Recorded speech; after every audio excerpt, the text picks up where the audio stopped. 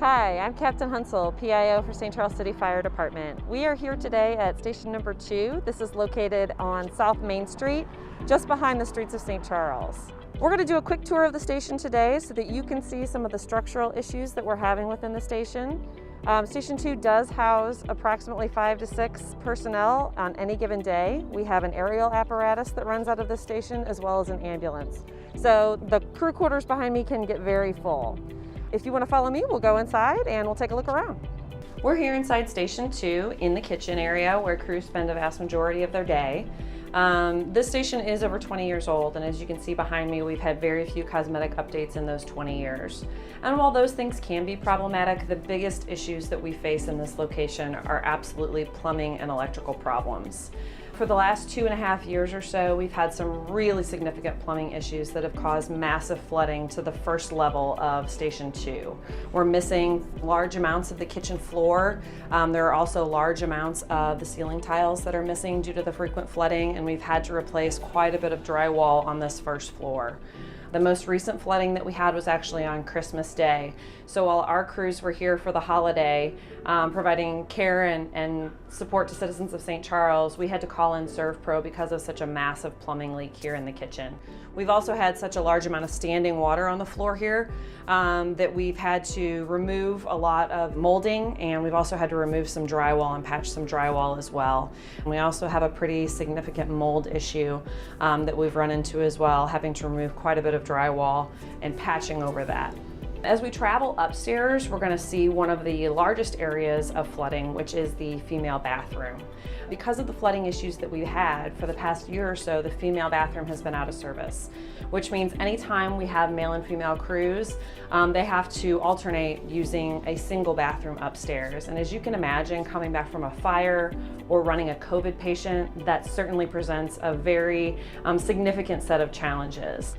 We're getting ready to head upstairs here at City Station 2. Because of the significant flooding we've had, the light fixtures that are located here in the stairwell are no longer functional.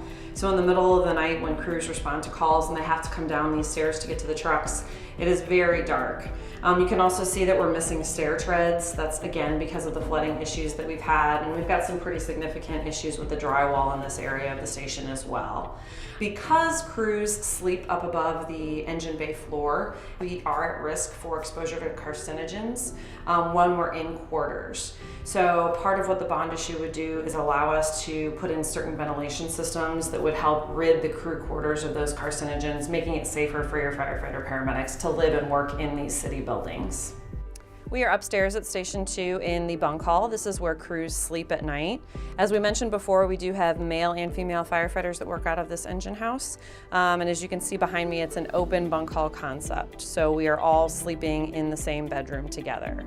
Up here on the second story, we're going to show you how the plumbing issues have caused big issues with the flooring. We actually have some structural problems where the flooring is sinking and settling due to the amount of plumbing issues and water issues that we've had in the station, particularly in the 2 bathrooms. So once you step into the bathroom, there's a significant slope from the doorway towards the exterior wall. The flooring actually drops almost 6 inches. In order to illustrate just how drastic this slope is, we're going to drop a ball so you guys can see the drift from one wall to the next.